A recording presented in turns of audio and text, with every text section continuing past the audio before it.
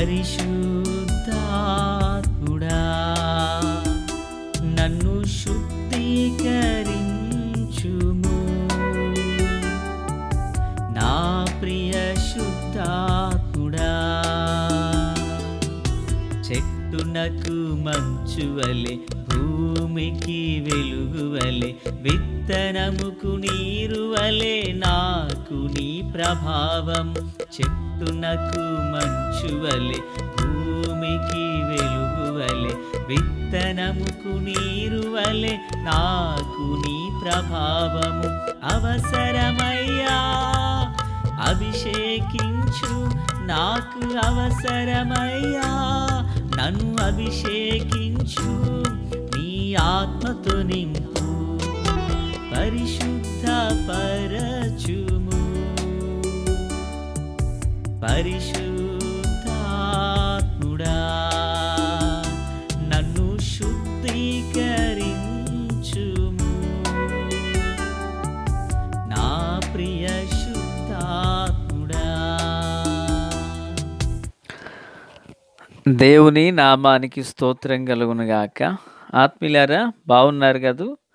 మరో పర్యాయం మనం ఇలాగను కలిసి దేవుని దైవ వాక్యాన్ని ధ్యానించుటకు గాను పరిశుద్ధాత్మ దేవుడు మనకి ఎంతగానో ప్రధానోపాధ్యాయుడి నడిపించుచున్న విధానాన్ని బట్టి మనం ప్రభుని ఎంతగానో స్తుతించబద్దులమై ఉన్నాం. దయగలిగిన ఆయన ఆత్మచేత సమభూమి గల దేశమున ప్రభు మనల్ని నడిపించునుగాక.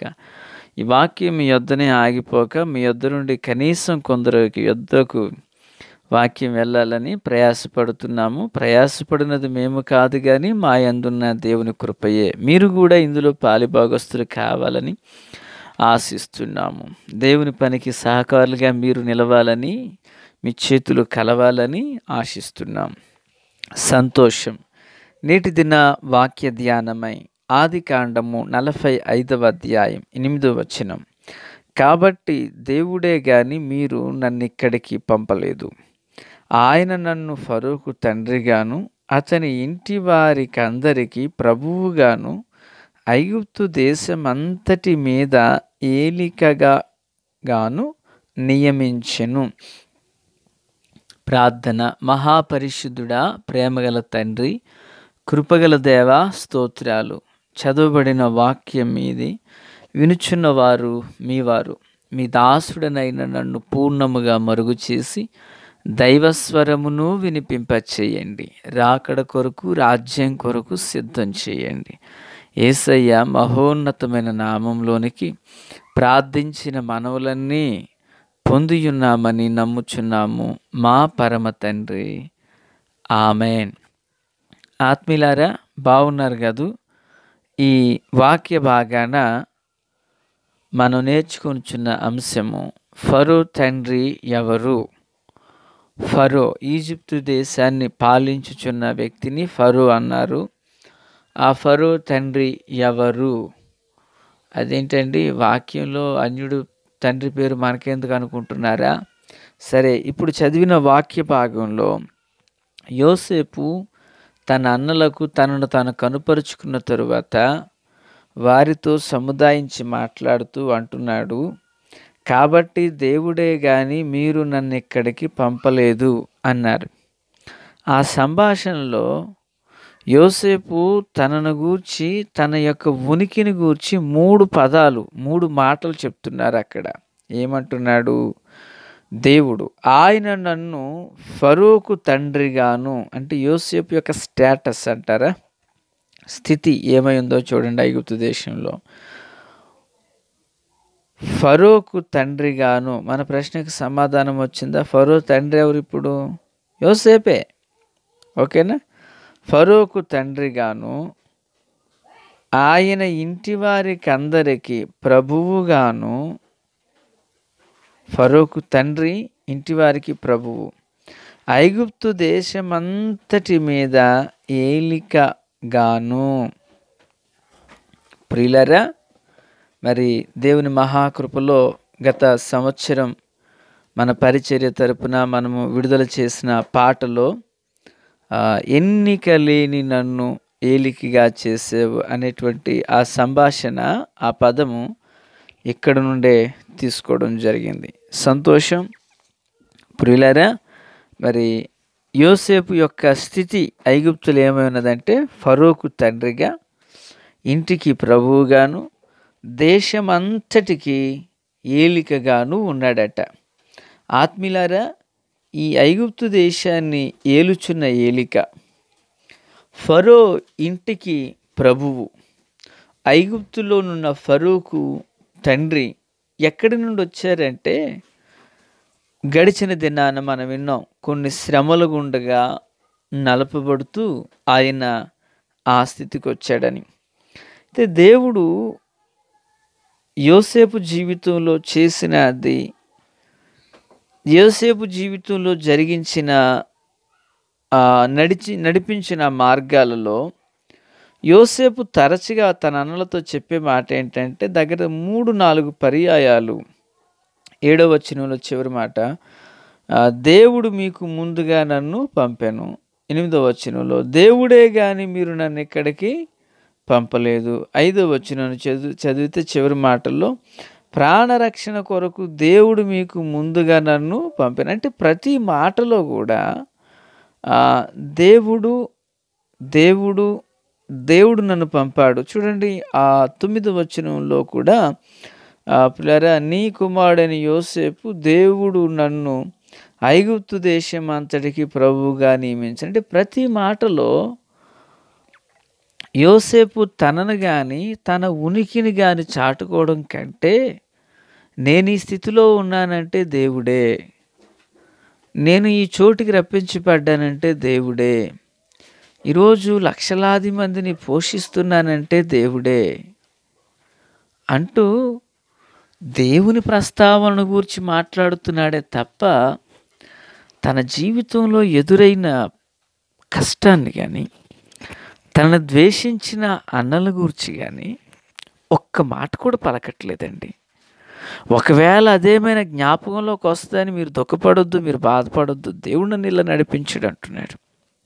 అంటే తన జీవితంలో ముందు వెనుక ఇరువైపులా సమస్తమును దేవుడు దేవుడు దేవుడు దేవుడు అంటూ దేవుని నామ స్మరణే చేయుచున్నాడు. విషయం ఏంటంటే, ఆ జీవము కలిగిన దేవాది దేవుడు ఆ యోసేపుని దేశానికి ఏలికగా, ఫరో ఇంటికో దేవునిగా చేశాడు. స్తోత్రం. ప్రియులారా, వాక్యం సెలవిస్తుంది కాదు, నన్ను గణపరచు వారిని నేను గణపరుస్తాను. చూడండి, దేవుని వేదవాక్యంలో కొందరు ప్రబుద్ధులు ఏం చేశారంటే, దేవుణ్ణి గణపరచవలసిన చోట తమ్మును తాము గణపరుచుకున్నారు. వాళ్ళు మరుగై మట్టిలో కలిసిపోయారులేండి. కానీ యోసేపు జీవితాన్ని మనం చూసినప్పుడు ప్రతి విషయంలో చూడండి, ఈ దగ్గరగా 2-3 వచనాల్లోనే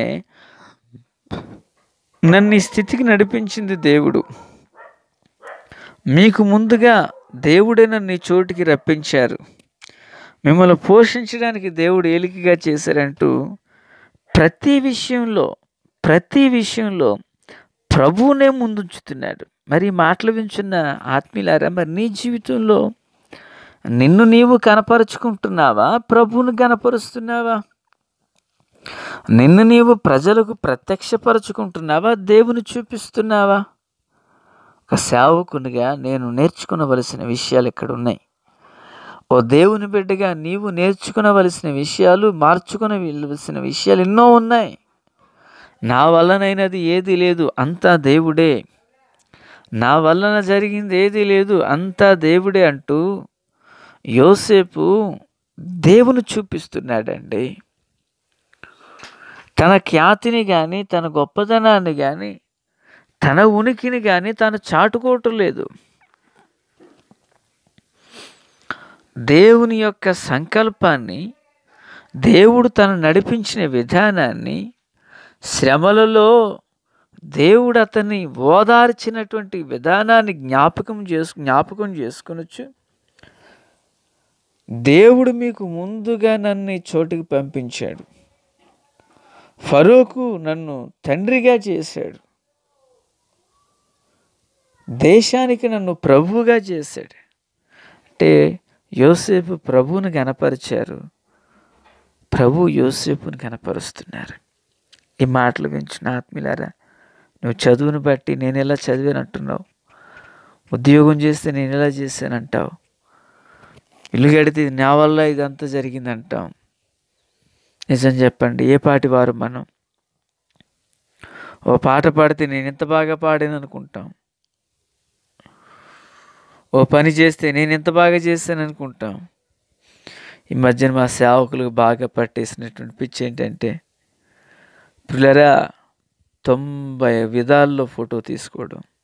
అంటే నేను విమర్శించడం కాదు కానీ విషయం చెప్తున్నాను. నీ వల్ల నా వల్ల జరిగింది అయినది ఏదీ లేదు. ఏదైనా జరిగిందంటే దేవుని కృప వల్లనే జరిగింది, దేవుని వలననే జరిగింది. ఈరోజు ఉనికి కలిగి ఉన్నామంటే దేవుని కృప. క్షేమంగా జీవిస్తున్నాము అంటే ఇది ఆయన ఇచ్చినటువంటి ఆయుష్యే కదా. ఆత్మీయులారా, కనుక మాట్లాడినా, ప్రార్థించినా, ప్రవచించినా, పాట పాడినా, ప్రసంగమే చేసిన, పరిచర్య చేసిన, ప్రయాణమే చేసిన, అన్నింటిలో దేవుడు నాకు తోడుగా ఉన్నాడు. సర్వ సమస్త స్తుతి, మహిమ, ఘనత, ప్రభావాలు ఎవరికి చెందాలి? ప్రభువుకే చెందాలని మనం మరుగై ఆయన బయలుపరచబడాలి. యోసేపు అదే చేస్తున్నాడు. ప్రతి విషయంలో దేవుడు దేవుడు దేవుడు అంటున్నాడు. దేవుడు యోసేపును ఐగుప్తు దేశంలో ఫరో ఇంటికి ఓ బుల్లి దేవునిగా నియమించాడు, అదే ప్రభువుగా నియమించాడు. నన్ను గనపరచువారు నేను గనపరుస్తాను లేఖనం యోసేపు జీవితంలో అక్షరాలుగా ముందు కాలంలోనే నెరవేరబడిపోయింది. మరి దేవుని బిడ్డలుగా మన జీవితంలో కూడా ప్రభువుకు ప్రథమ స్థానాన్ని ఇద్దాం. ప్రభు తన కార్యాలు జరిగించును గాక. తండ్రి దేవ స్తోత్రం. వాక్యం అందరి హృదయాల్లో ఫలభరితం చేసి మేళ్లతో నింపి నడిపించమని, రాకడ కొరకు రాజ్యం కొరకు సిద్ధం చేయమని యేసయ్య మహోన్నతమైన నామంలోనికి ప్రార్థించిన మనవులన్నీ పొందియున్నామని నమ్ముచున్నాము మా పరమ తండ్రి. ఆమెన్.